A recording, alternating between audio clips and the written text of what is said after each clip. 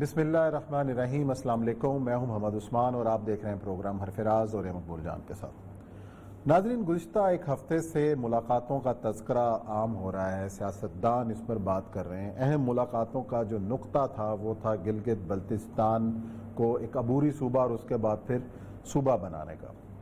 گلگت بلتستان کو پاکستان میں کا باقاعدہ صوبہ بنانے سے کیا حاصل ہوگا، عالمی سطح پر کیا اس کے اثرات ہوں گے، اور خاص طور پر سی پیک کے حوالے سے اس کے کیا مضمرات ہو سکتے ہیں، اور کشمیر ایشو کو لے کر اس حوالے سے کیا سوال کھڑے کیے جا سکتے ہیں، یہ ہے آج کا ہمارا موضوع۔ ہم ماہرین سے بھی بات کریں گے کہ اس کا ہمیں کیا فائدہ ہونے والا ہے، اور ساتھ ہی ایک اہم جو نقطہ اٹھایا ہے وہ سابق وزیر اعظم نواز شریف صاحب نے اپنی پارٹی رہنماؤں کو سختی سے منع کر دیا ہے کہ آئندہ وہ کسی بھی عسکری قیادت سے ملاقات سے پہلے پارٹی سے اجازت لیں گے، اور یہ ملاقاتیں خفیہ نہیں ہوں گی۔ کیا ان کے ان ہدایات کے اوپر عمل ہو سکے گا یا نہیں؟ پارٹی کے جو باقی جو ان کی قیادت ہے ان کی بات مانے گی یا نہیں؟ اور اس کا جو اطلاق ہے باقی جو سیاسی جماعتیں ہیں جو ان کے ساتھ اس تمام تر موومنٹ کے اندر شامل ہیں، اس پر بھی اس کے کو مانیں گے کہ نہیں، اس پہ بات کریں گے۔ ساتھ ہی ایک اہم ایشو ہے پرائیویٹ میڈیکل کالجز کا، کہ جس کی ایک نمائندہ تنظیم پامی جو ہے وہ عمل میں آئی اور اس نے کو حکومت سے مطالبات کیے ہیں کہ وہ نجی سیکٹر کی حوصلہ افزائی کرے اور اس کے راستے میں جو کھڑے آنے والے مسائل ہیں ان کو دور کیا جائے۔ اس پہ بات کریں گے پروگرام میں آخر میں، لیکن ہم شروع کرتے ہیں اپنے پہلے موضوع کی جانب۔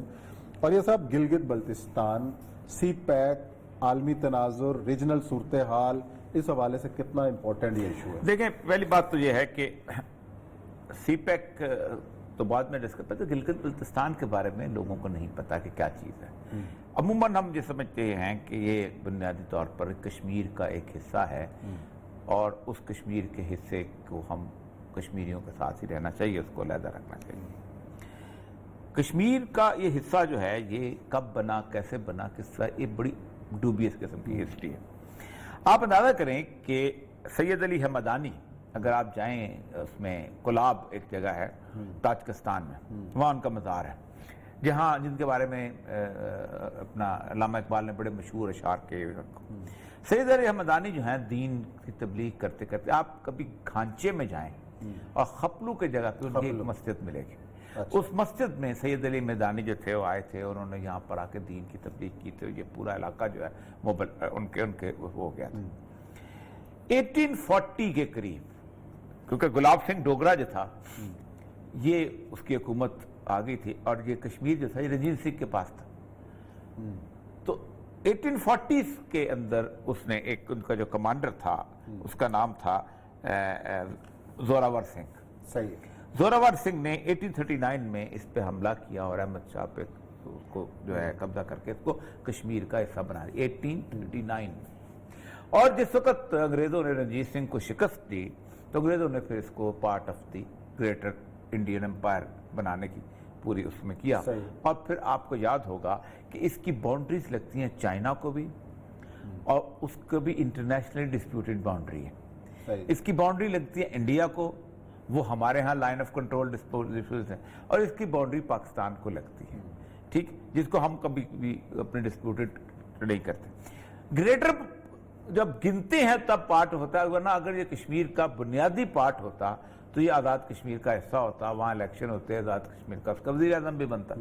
اور اس کی جو ایک موومنٹ چلی تھی آپ کو پتہ ہے، کہتے ہیں ہم ہمیشہ سے آزاد تھے، ہمیشہ سے ایک علیحدہ ریجن تھے، اور ہمیشہ سے ہی ہم کشمیر سے اس طرح کبھی بھی کٹے رہے۔ ایک زوراور سنگھ ہمیں کشمیر کے ساتھ ڈال کے لے کر ہم حصہ جو چائنا کے کا دعویٰ ہے اس کے اوپر، اس کے پاس میں وہ پتا وہ بھی بڑا عجیب، وہ کب ہوا؟ وہ بھی اس طرح ہوا تھا کہ جب یہ گئے ہیں نا تو اس وقت چائنا کا یہ جو سنکیانگ کا حصہ تھا، اس سیانگ کے حصے کے اوپر ایک اسلامی حکومت بن گئی تھی عزت بیگ کی، عزت بیگ، اور اس نے ایک مملکت بنا، چین سے یہ علیحدہ ہو چکا ہوا تھا یہ حصہ۔ اور یہ جو علاقہ یہ جو سارے کا سارا ہے یہ بھی مکمل طور پر ایک انڈیپینڈنٹ ٹیریٹری تھی۔ تو گورا جب پہنچا ہے تو کیپٹن ایڈمز کی ایک لائن کھینچ کے آیا تھا، وہ لائن بھی نقشے پہ کھینچی تھی، صحیح، جس کو آج تک لائن آف ایکچوئل کنٹرول کہتے ہیں۔ وہ کبھی جس پہ لڑائی جاری، 47 میں جب آزاد ہوا انڈیا تو انڈیا نے اور پاکستان، تو انڈیا نے کہا کہ یہ ہماری ہے، لیکن وہ بھی 1958 تک چپ بیٹھے رہے۔ 58 میں جا کے ان کو کہیں تھوڑا سا جب ہوش آیا تو انہوں نے وہاں سڑکیں بنانی شروع کی، तो चाइना ने कहा कि ये तो हमारा है। तो उसको आपको याद होगा कि 62 की बहुत बड़ी वॉर हुई थी। तो ये पूरा इलाका बुनियादी तौर पर इंटरनेशनली डिस्प्यूटेड एरिया है। Disputed area. अब जबकि इस मरले के ऊपर जब सी पैक का काम जारी है, इस हवाले से अब कितना इम्पोर्टेंट ये एक्ट है कि इसको पाकिस्तान का सूबा मैं अर्ज करता हूँ, वो शमशाद अहमद खान साहब हमारे साथ हैं, वो इनके सेक्रेटरी खारजा हैं, उन्होंने हमें ज्वाइन किया है। अस्सलाम वालेकुम शमशाद साहब।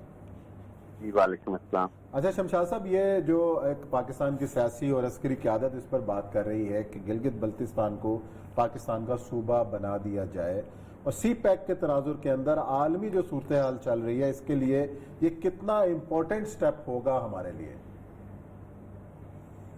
देखिए, ये तारीख औरिया ने जो अभी बयान की है, पहले तो उसको जहन में रखना होगा कि ये क्यों पाकिस्तान का हिस्सा बने हैं या बनाना चाहिए को।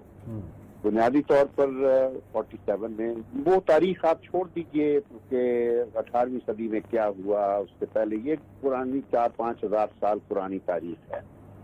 हम आज के कॉन्टेक्स्ट में जब बात करते हैं तो वो ये है कि कश्मीर समेत गिलगित बल्तिस्तान के ये उस फार्मूले के तहत, उस लीगल फ्रेमवर्क के तहत जिसके तहत बर्र सगीर को डिवाइड किया गया था, ये पाकिस्तान का हिस्सा बनना था जी। तो वो हालात की वजह से ये डिस्प्यूटेड बन गया, क्योंकि उस वक्त कश्मीरियों का एक तबका था छोटा सा, जिनके ताल्लुकात थे नेहरू के साथ या कांग्रेस के साथ, और उन्होंने अपनी ग्रेटर कॉज के साथ ज्यादती करके और एक तरह से गद्दारी करके उन्होंने कश्मीर को एक प्लेटर पर रखकर नेहरू के हवाले कर दिया था। तो ये मैं बात कर रहा हूँ 1949 की। देखें, वो महाराजा ने जो कुछ किया वो उसने करना था, वो तो हिंदू था, उसने इस पे वैसे ही उसको सिखों ने बना दिया था, सिखों का दरबारी था, उसके जो बुजुर्ग थे। तो बहरहाल वो तारीख है, लेकिन असल चीज ये है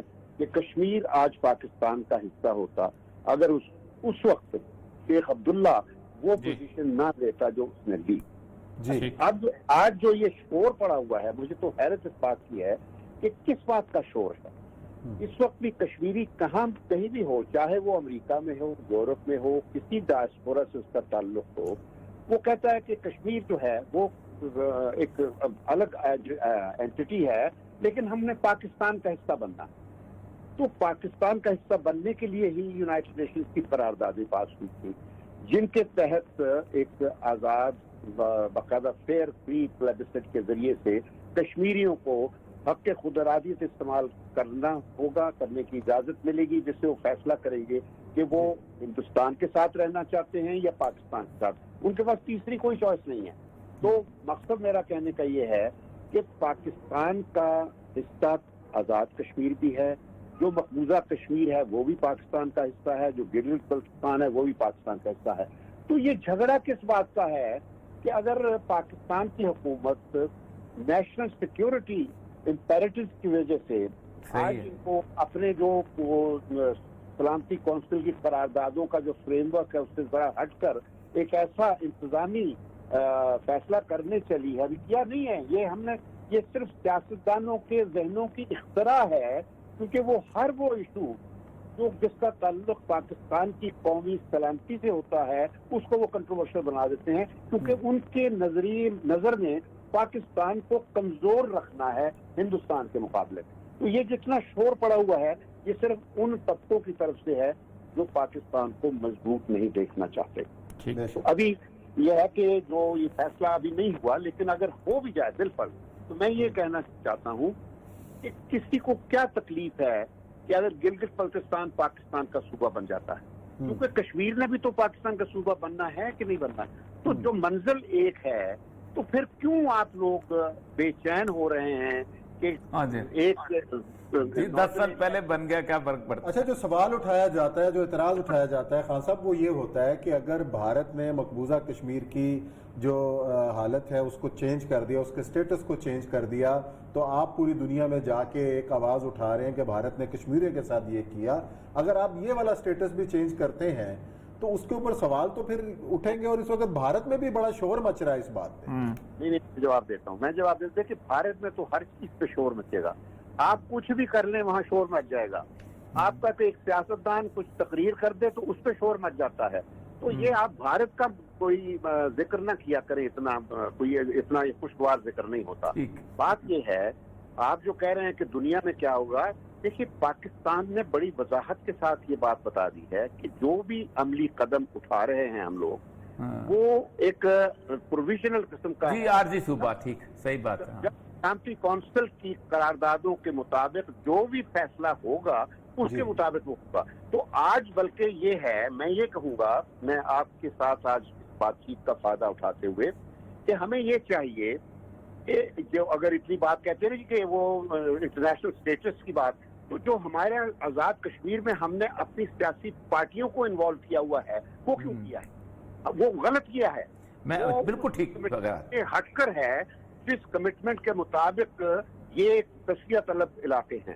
تو نہ یہاں اس آزاد کشمیر میں نہ گلگت بلتستان میں پاکستانی سیاسی پارٹیوں کا وجود ہونا ہی نہیں چاہیے. اس کی وجہ سے وہ جو ایشو ہے وہ تقسیم ہو جاتا ہے, وہ کمزور ہو جاتا ہے. اصل وہ ہے کمزوری, یہ تو کمزوری نہیں ہے, یہ ایک عملی قدم ہے جس سے آپ اسٹریٹجک طور پر, اور آج شکل کیونکہ لداخ ایک ہاٹ ایریا ہو چکا ہے جہاں ہندوستان اور چین کا تصادم ہے, تو وہاں یہ اور بھی ضروری ہو گیا کہ ہم اپنے ناردرن ایریاز کو ری انفورس کریں. صحیح کہہ رہے ہیں. جی ہاں جی.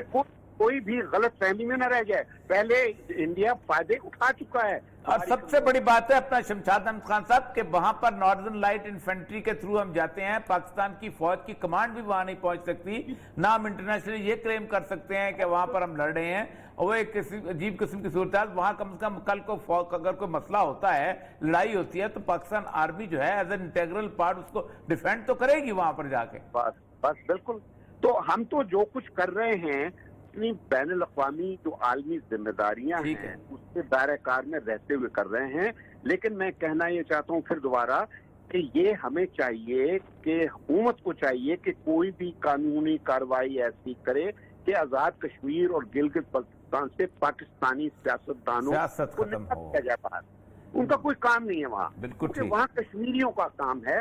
کشمیری جو اپنی پارٹیاں ان کی ہیں, حریت ہے یا جو بھی ہے, مسلم نیشنل کانفرنس ہے, تو وہ let Kashmiri form their group. یہ بات تو راجہ فاروق حیدر صاحب کہہ کے تھک گئے ہیں کہ ہمیں موقع دو, ہم اپنا کیس خود لڑیں جا کے.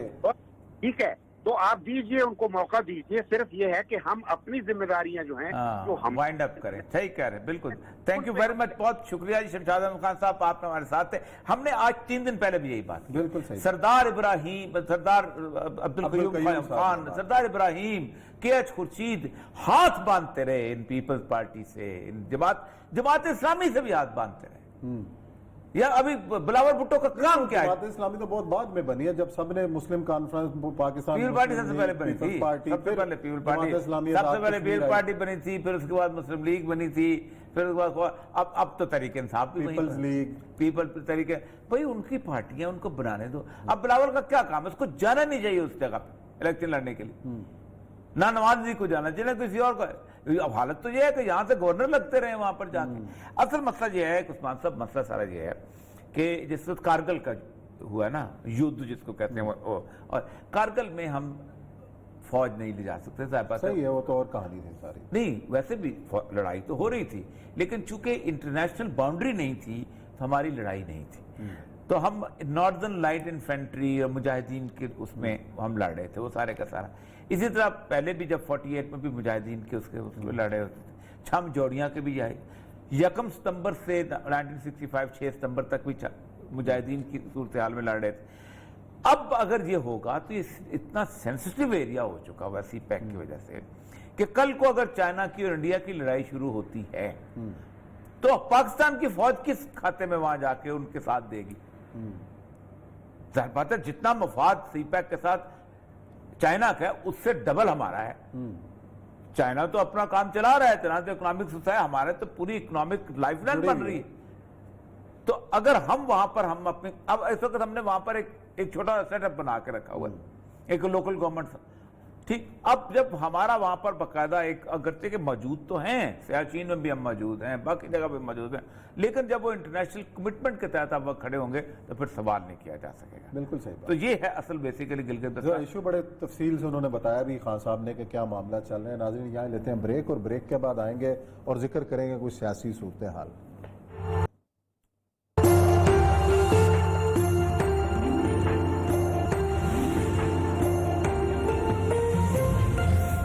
لاہور ہفتے کے دن.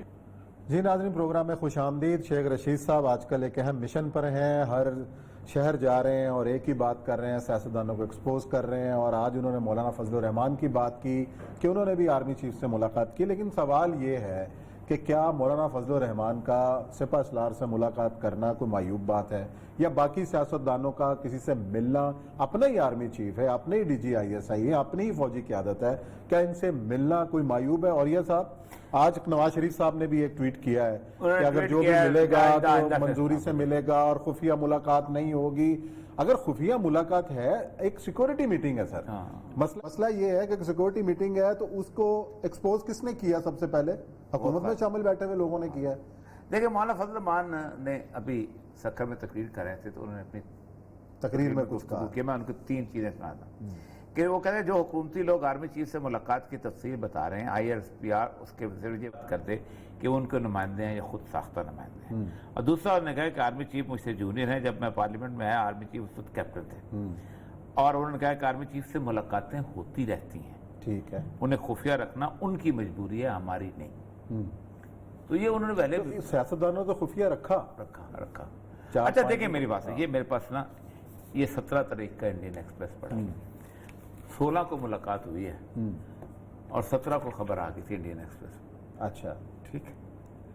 تو انڈین ایکسپریس نے کہا تھا کہ وہاں میٹنگ ہوئی ہے جس میں پالیٹیشین جو ہیں وہ چاہ رہے ہیں کہ گلگت بلتستان کے بارے میں اور اس نے کہا ہے کوٹڈ اے سینئر منسٹر. وہاں بھی سینئر منسٹر بھی کوڈ ہو رہا ہے، سینئر عمر میں بہرحال اینی ہو. دیکھیں سچویشن یہ ہے، میں بتاؤں آپ کو، آج میں نے اسے بڑا تفصیل سے لکھا، کل شاید اس پہ آ بھی جائے. یہ جو اسٹیبلشمنٹ ہے نا یہ پوری دنیا میں ہوتی ہے، صحیح ہے، اور ہر اسٹیبلشمنٹ جو ہے اپنے حساب سے ملک کو چلاتی ہے، سب کچھ کرتی ہے. اور اسٹیبلشمنٹ ایک کنٹینیوٹی ہوتی ہے. جیسے ایک ریسٹ ہاؤس ہے نا، اس کا چوکیدار اور اس کا جو کیئر ٹیکر ہے نا وہ بیسیکلی اس کو دیکھ بھال کر رہا ہوتا ہے، باقی مہمان آتے جاتے رہتے ہیں، پولیٹیشین بھی آتے جاتے ہیں. اس کو پتا ہوتا ہے کہ کہاں اس کا نالا خراب ہے، کہاں واش روم خراب ہے، کہاں فیسلٹی ہر چیز، کیا جہاں باہر سے حملہ آور کیسے آ سکتے ہیں، کتے کہاں سے بھونکتے ہیں، ٹھیک، سانپ کہاں سے نکل آتا ہے، یہ سارا اسی کیئر ٹیکر کو پتا ہوتا ہے. تو آرمی کے ٹیکر کے طور پہ دنیا کے صرف ناٹ آرمی، یہاں پر دنیا کی آرمی بھی، دنیا کی اسٹیبلشمنٹ بھی. اب دیکھیں جس وقت امریکہ میں وہ بیٹھے ہوتے ہیں، کیا نام ہے، کارپوریٹ والے، تو ان کی مرضی سے الیکشن ہوتے ہیں، ان کی مرضی سے لوگ اوپر جاتے ہیں، اور وہ باقاعدہ مرضی سے پہلے پالیسیز بنا کے دیتے ہیں. ٹرمپ جب آیا ہے تو اس کو کہا جاتا ہے کہ یہ under line pipe line party ہے، کیونکہ یہ اس نے کینیڈا سے وہ شیل گیس کی پائپ لائن والی گروپ نے اس کو سپورٹ کیا تھا، اور وہ انہوں نے اسی کو کیا. ہر ملک کے ہوتے. اسی طرح یہ جمہوریت کے مزاج میں شامل ہے کہ اسٹیبلشمنٹ کے ساتھ چلتے ہیں اوپر سے نیچے تک. میں اب چھوٹی سی بات بتاؤں آپ کو کہ ڈپٹی کمشنر جو ہے نا ایک اسٹیبلشمنٹ کا ایک چھوٹا سا نمائندہ ہوتا ہے جس کے اندر ہر چیز جمع ہوتی ہے. میں ایک 2 چھوٹے واقعات آپ کو بتاتا ہوں. کونسلر تک یہی رویہ ہوتا ہے.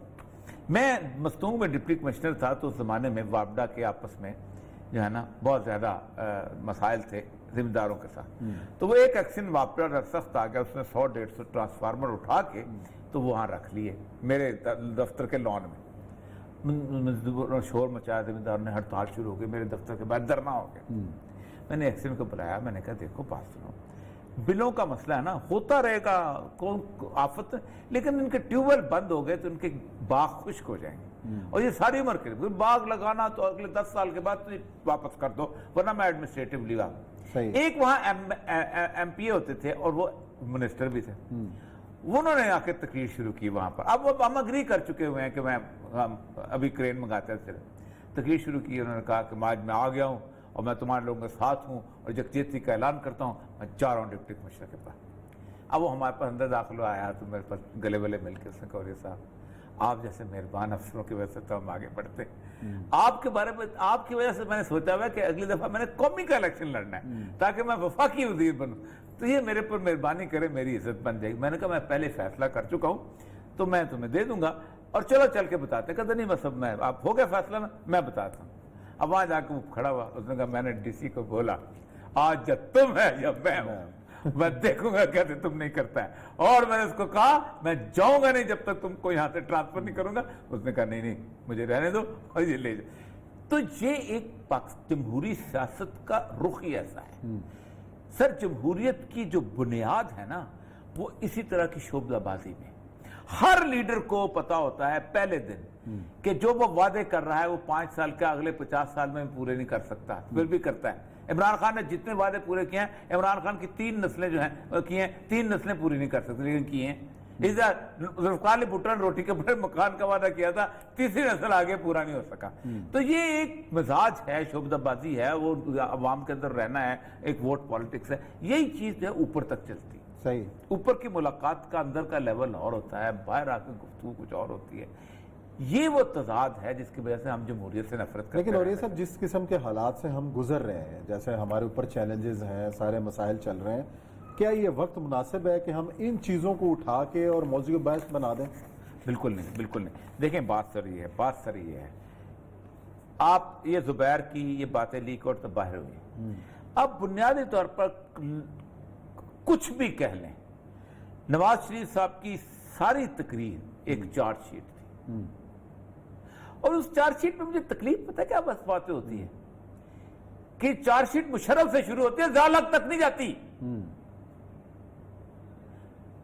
آرمی پاکستان میں 99 میں ظالم ہوئی ہے، پہلے نہیں، 77 میں نہیں ہوئی، جس کی گود میں بیٹھ کے نواز شریف آیا تھا، وہاں سے لے کے چلو۔ اور ذوالفقار علی بھٹو کی بھی جو ہوتی ہے وہ ذالک سے شروع ہوتی ہے، 58 میں ایوب خان سے نہیں شروع ہوتی جو ڈیڈی تھا۔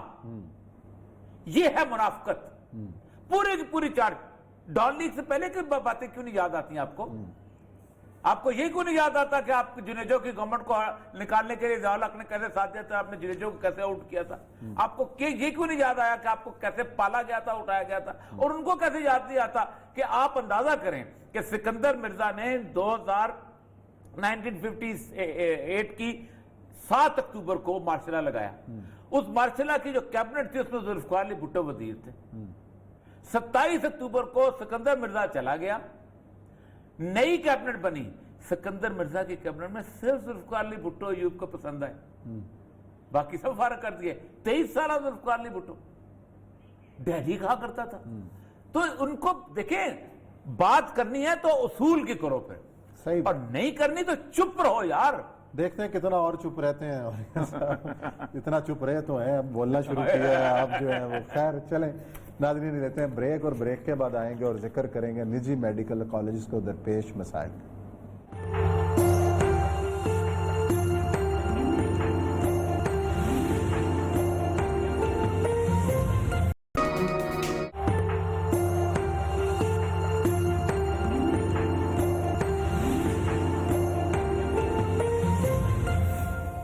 جو کریکلم آؤٹ ڈیٹڈ ہے اس کریکلم کو چینج کروائیں، جو ٹیچنگ پیڈاگوجیز آؤٹ ڈیٹڈ ہیں انہیں چینج کرائیں۔ بڑا برننگ ایشو ہے وہ نیشنل اور انٹرنیشنل کلیبوریشنز کو فروغ دینا ہے۔ مجھے افسوس سے کہنا پڑ رہا ہے کہ انٹرنیشنل باڈیز نے آپ کو واچ لسٹ پہ رکھا ہوا ہے۔ ون آف دا آبجیکٹو یہ ہے کہ ہم نے ریسرچ کلچر کو پروموٹ کرنا ہے، ہمارے پاس بہت ڈیٹا ہے، اس کو آرگنائز طور پر پراپر طریقے سے پریزنٹ کرنے کی، پیپر لکھنے کی اور چھپوانے کی ضرورت ہے۔ تو انشاءاللہ تعالی ہم اپنی فیکلٹی کے لیے وہ ٹریننگ کا انتظام کریں گے۔ ہمیں ضرورت ہے کہ اپنے اداروں کو مضبوط کریں تاکہ ہم اچھے میڈیکل پریکٹیشنر پروڈیوس کر سکیں۔ لوگوں نے اپنی زندگیاں، ساری کی ساری زندگیاں اس پروفیشن کو دے دی ہیں، لیکن افسوس ان کی سروسز کو ریکگنائز نہیں کیا گیا۔ کبھی مافیا، کبھی کچھ اس طرح کے الفاظ استعمال کیے گئے کہ میرے لیے شرمناک ہے۔ جی ناظرین، پروگرام میں خوش آمدید۔ آپ نے باتیں سنی پروفیسر ڈاکٹر چودھری عبدالرحمان صاحب کی، پرائیویٹ میڈیکل کالجز کی ایسوسی ایشن کے چیئرمین ہیں، صدر ہیں، اور خاص طور پر جو نجی میڈیکل کالجز جو پاکستان میں جن کی تعداد 110 ہے اور جس کے اندر اس وقت ہزاروں طلبہ میڈیکل کی تعلیم حاصل کر رہے ہیں، ان کو کن مسائل کا سامنا ہے اور یہ میڈیکل کالجز چلانے والے کن مشکلات کا شکار ہیں، کس طریقے سے ان کے جو جائز کام بھی ہیں وہ ریڈ ٹیپزم کے شکار ہو رہے ہیں، فائلیں پھنسی رہتی ہیں، اسی کو لے کر پامی جو ہے ان کی نمائندہ تنظیم اس وقت میدان میں ہے اور ہمیں اس وقت جوائن کیا ہے پامی کے مرکزی ترجمان ہیں میجر ریٹائرڈ اسرار الحق صاحب، سہارا میڈیکل کالج نارووال ہے، ابرار الحق صاحب کے بڑے بھائی بھی ہیں، تعارف ان کا ایک یہ بھی ہے اور خاص طور پر ان کا آپ کو خوش آمدید کہوں گا میجر صاحب پروگرام کے اندر۔ ابھی آپ نے گفتگو سنی ڈاکٹر صاحب کی جس میں انہوں نے مسائل کا حوالہ بھی دیا، اب آپ کی جو ترجیحات ہیں کہ آپ کی ظاہر ہے تمام میڈیا نے ان مسائل کو اجاگر بھی کیا ہے، پامی کی آواز جو ہے حکومت تک پہنچی بھی ہے، اب تک کیا فیڈ بیک ملا آپ کو؟ کوئی کسی طرف سے کوئی ٹھنڈی ہوا کا جھونکا آیا کہ نہیں آیا؟ بسم اللہ الرحمن الرحیم۔ دیکھیں جی، پامی کی آواز پہلی دفعہ سنائی دے رہی ہے پورے پاکستان کے اندر۔ اس سے پہلے جو بات بھی ہوتی تھی پامی کو اور پاکستان کے جتنے بھی پرائیویٹ میڈیکل کالجز ہیں ان کو ایک برے نام سے جانا جاتا رہا، کیونکہ ایک ایسا طبقہ جو اپنے مفاد کی خاطر پرائیویٹ میڈیکل کالجز کو بدنام کر رہا تھا اور اپنا مفاد گین کر رہا تھا، وہ سامنے آتے تھے اور پرائیویٹ میڈیکل کالجز کی آواز بالکل سنی نہیں جا رہی تھی۔ الحمدللہ فرسٹ ٹائم جو ابھی نئی باڈی بنی ہے پامی کی، ان کی آواز سنی بھی جا رہی ہے اور لوگوں کو سمجھ بھی آ رہی ہے کہ سچ کیا تھا اور جھوٹ کیا تھا۔ ابھی جھوٹ سے پردہ اٹھ رہا ہے اور سچ سامنے آ رہا ہے۔ پرائیویٹ میڈیکل کالجز اور باقی بھی ایجوکیشن کے جتنے بھی کالجز اور سکولز ہیں، پاکستان کی زیادہ تر جو لوڈ ہے ان لوگوں نے اٹھایا ہوا ہے۔ جو گورنمنٹ ہے وہ تو فیل ہو چکی ہے۔ اگر آج کسی بھی تعلیمی شعبے کے کسی بھی حصے کو نکال دیں تو یہ پورے کا پورا سٹرکچر بیٹھ جائے گا۔ میں سمجھتا ہوں ایسے اداروں کو پروموٹ کرنا چاہیے، سپورٹ کرنا چاہیے۔ میرے صاحب اصل مسئلہ جو سوال آپ سے پوچھنا تھا کہ جب سے میڈیکل کالجز پرائیویٹ بنے ہیں اس سے پہلے جو لوڈ تھا وہ زیادہ تر شیئر ہوتا تھا، کوئی بندہ چین چلا جاتا تھا، کوئی ایسٹرن یورپ چلا جاتا تھا، کوئی جناب چیکوسلویکیا سے کر کے آ جاتا تھا۔ پھر اس کے بعد مجھے یاد ہے جب میں ہیلتھ میں تھا تو ان کو ساروں کو اکٹھے کیا، یہ کیا، امتحان دو، پی ایم ڈی سی کا یہ وہ، آپ نے اس لوڈ کو اٹھایا۔ اب یہ مجھے بتائیے کہ کیا آپ کے جو گریجویٹس ہیں ان کو باقی میڈیکل کالجز کی طرح سیم ٹریٹ کیا جاتا ہے؟ دیکھیں جی، پہلی بات ہم نے کافی حد تک لوڈ اٹھا لیا ہے، لیکن ابھی بھی بہت سارے اسٹوڈنٹ باہر جا رہے ہیں۔ اور ابھی پچھلی دفعہ 2 سال پہلے جو سینٹرل انڈکشن کا ڈرامہ رچایا گیا، اس میں 150 سیٹ پر اینم وہ فل نہیں کی گئی کالجوں کی، اور وہ بچے بھی باہر گئے۔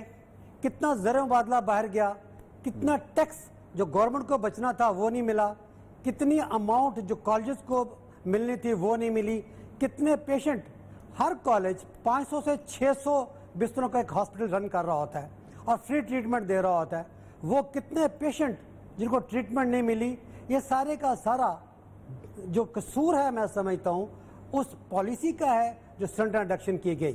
جو آپ کی بات ہے کہ ہم نے یہ لوڈ اٹھایا، وہ لوگ جو باہر کے ممالک میں جاتے رہے ہیں، پڑھتے رہے ہیں، نہ تو وہ وہاں پہ اسٹینڈرڈائز کالجز ہیں اور نہ وہ کالج ایسے ہیں کہ جہاں ایسے کالجز بچے جو پڑھ کے ہمارے پاس بھی آتے ہیں انٹرنشپ کے لیے، ان کو بی پی لینا نہیں آتا، اب ان کو آپ ڈگری دے رہے ہوتے ہیں۔ میں آپ کو یہ عرض کروں کہ میں 1994 کی بات کر رہا ہوں کہ جس وقت ایف سی پی ایس کے مقابلے میں لوگ جا کے یہ یوگوسلاویا اندر سے لے کے آتے تھے، ان کو کچھ پتہ نہیں ہوتا تھا اور آپ وہ پروفیسرز کی ڈگریز کے لیول پہ آ جایا کرتے تھے۔ بالکل صحیح بات کیا آپ نے۔ ویانا کی ڈگری جس کو بڑی مشہور ہوئی تھی، ویانا کی ڈگریاں، ویانا، چائنا، باقی اس طرح کے ممالک کی ڈگریاں ابھی بھی لوگ لے کے آتے ہیں، اور وہ ان کو پیشنٹ تک، جب تک کوئی ڈاکٹر یا ٹریننگ یا اسٹوڈنٹ پیشنٹ پہ نہیں جائے گا تو وہ ٹریننگ کیسے حاصل کر سکتا ہے؟ تو وہ تو پیشنٹ کے پاس جانے نہیں دیتے، وہ تو پڑھاتے ہیں۔ آپ نے بات کی کہ جی پامی کی آواز اب پہنچنا شروع ہوئی ہے۔ ظاہر ہے پرائیویٹ میڈیکل کالجز اتنے عرصے سے قائم تھے، مسائل کو سہ رہے تھے، آپ حکومتی ظلم کا شکار بھی تھے، محکموں کے بھی شکار ہو رہے تھے، پہلے کیوں آواز کیوں نہیں اٹھائے گی اتنی مؤثر انداز میں جتنی اب آپ کی قیادت نے اٹھائی ہے، چودھری صاحب نے اٹھائی ہے؟ پہلے کہاں سوئے ہوئے تھے سارے؟ آپ کی بات بالکل ٹھیک ہے۔ جو پہلی پامی کی لوگ تھے وہ اپنے تئیں پوری کوشش کرتے رہے، नजर तो नहीं आई कहीं पे कोशिश। लेकिन मैं बताता हूँ, लेकिन एक खौफ था उनके ज़हनों में, दिलों में। फर्स्ट टाइम जब मैंने सहारा मेडिकल कॉलेज शुरू किया तो मुझे बहुत सारी प्रॉब्लम्स आई। मुझे कॉलेज को एफिलिएट कराने के लिए कोर्ट का सहारा लेना पड़ा। सही कह रहे हैं। मैं एक साल में कुछ 10 दफ़ा हाई कोर्ट में गया। कभी एहसन इकबाल के खिलाफ गया क्योंकि एहसन इकबाल की कोशिश थी कि मैं नारोवाल में कॉलेज ना बनने दूं, और उसने पूरी कोशिश की। फिर मैंने 3 जो थी PMDC उनको 5 विजिट करवाए, हालांकि मेरा कॉलेज ठीक था। मैंने जब कोर्ट में गया तो पामी की एक मीटिंग में मैंने कहा सब दोस्तों को कि ये सेंट्रल इंडक्शन शुरू कर रहे हैं, we must fight with it, हमें इसे लड़ना चाहिए। आप यकीन करें कि कोई भी मेंबर, वो इतने खौफजदा थे, उनके ऊपर खौफ तारी था और वो डर रहे थे कि पता नहीं ये रेगुलेटर क्या कर देगा। मैंने उन्हें इकट्ठा किया और लेके गया कोर्ट में, और लाहौर हाई कोर्ट ने ये फैसला दिया कि ये सेंट्रल इंडक्शन गलत है। लेकिन उसके बाद में जो वो माफिया था वो फिर मुत्तहद हुआ और उन्होंने चीफ जस्टिस जो थे उनको इन्वॉल्व अच्छा, ये माफिया जो है अपना, देखें माफिया को थोड़ा सा आइडेंटिफाई कर लेते हैं। एक तो ये प्राइवेट कॉलेजेस, ये माफिया वो है जो प्रोफेसर वगैरह जो गवर्नमेंट कॉलेजेस के अंदर बैठे हुए हैं, जो PMDC के अंदर बैठे हुए हैं, तंजीमों में बैठे जी हुए जी हैं। जी, माफिया वो तंजीमों में बैठे हुए हैं। माफिया वो है जो PMDC में आते हैं और हर दफा आते हैं, एक नया परफार्मा इशू करते हैं, उस परफार्मा नया बनाते हैं रातों रात, और फिर कहते हैं कि इस परफार्मा के तहत हम इंस्पेक्शन करेंगे।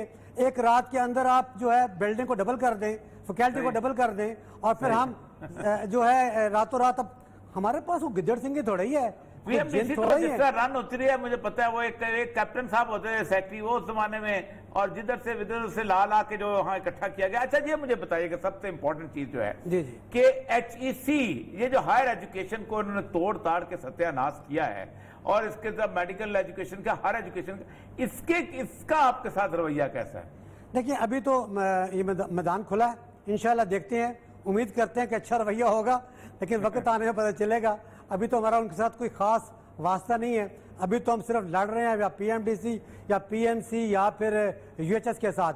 अभी हमारी जंग इनके साथ है, जब वो मैदान में आएंगे तो उम्मीद है कि मेरा ख्याल है एक जंग तो आपने जीत ली है कि आप पामी की क़यादत के अंदर भी तब्दीली लेके आए हैं, और एक दबंग बहुत किस्म बड़ी की जंग है जी, क़यादत बहुत आपको बड़ी जंग मिली जीती गई है। है। आज आपकी आवाज भी सुनी जा रही है। जी जी जी, ये सही पूछें तो बहुत बड़ी जंग है जो हमने जीती है, और अल्हम्दुलिल्लाह जो हमारे प्रेसिडेंट साहब हैं, वेरी वो क्या कहते हैं, डायनामिक पर्सनैलिटी है, और वो चाहते हैं कि इस सिस्टम को लेके चला जाए आगे, और सब दोस्तों को साथ मिला के चला जाए। मेरी फर्स्ट टाइम जब मुलाकात हुई तो मुझे नहीं लगा, लेकिन 2-4 मुलाकातों के बाद लगा कि वो इज बड़ा प्यारी पर्सनैलिटी है, और चलें वो जी, एक दिया है, सियासी दुरुस्त है। लोग बहुत हैं। शुक्रिया मेजर साहब, आपने तमाम तर मसाइल जो पामी के हवाले से प्राइवेट मेडिकल कॉलेजेस को दरपेश हैं उसको बहुत अच्छे अंदाज से उजागर किया। बहुत शुक्रिया। इसी नोट के साथ प्रोग्राम का इख्तिताम करते हैं। इंशाअल्लाह पीर को नए मौज़ूआत के साथ आपकी खिदमत में हाजिर होंगे। अपना ख्याल रखिएगा। अल्लाह हाफ़िज़।